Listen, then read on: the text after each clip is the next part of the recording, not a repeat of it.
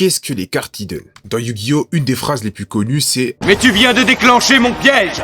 à Yu-Gi-Oh, les cartes pièges, ce sont des cartes que tu vas poser face cachée et que tu pourras activer à partir du prochain tour de ton adversaire pour le surprendre et le prendre de court. Dans Rift Bond, les cartes hidden ont à peu près le même principe. Les cartes avec le mot-clé hidden, ce sont les cartes pièges du jeu. Tiens-toi prêt, là on attaque un gros morceau. Il peut être présent sur tout type de cartes, spell, unité ou gear et permet à ses porteurs d'être joués en face cachée. Elles ont toutes le même texte. Pour la modique somme de 1 power, tu vas pouvoir la jouer face cachée sur un champ de bataille que tu contrôles. Attention, pas dans ta base, mais bel et bien sur un champ de bataille que tu contrôles. Les cartes hidden peuvent être jouées face visible comme une carte normale, ou grâce à leur habilité, tu peux les jouer face cachée sur un champ de bataille que tu contrôles. Quand tu places la carte face cachée sur un champ de bataille que tu contrôles, cela ne déclare pas de chaîne. Et de la même manière, la carte que tu places face cachée n'est pas considérée comme jouée jusqu'à ce que tu la retournes. À partir du prochain tour, donc celui de ton adversaire, tu pourras le jouer gratuitement en ignorant son coût de base. Par exemple, la carte Consulte de passe qui permet de piocher 2 coûte normalement 4 d'énergie. Lorsque tu la joues depuis le hidden, elle coûte 0.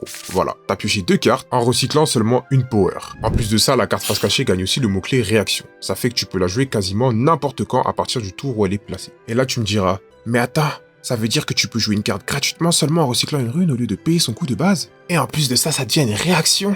Trop fort. Oui, ma louloute, tu as bien compris.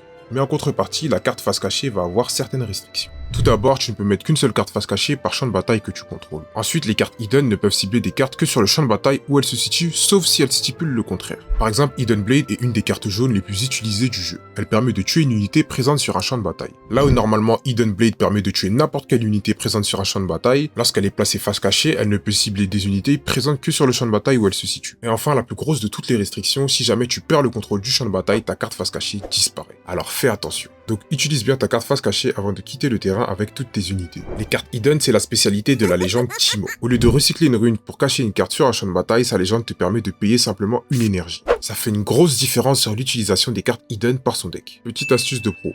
Vu que les cartes hidden quittent le terrain lorsque son propriétaire ne contrôle plus le champ de bataille, tu peux tuer ou déplacer les unités de ton adversaire grâce à des sorts afin de forcer l'utilisation de la carte face cachée et enfin la découvrir. En tout cas, les boutons liker et partager ne sont pas hidden, donc tu peux appuyer dessus. Maintenant, tu sais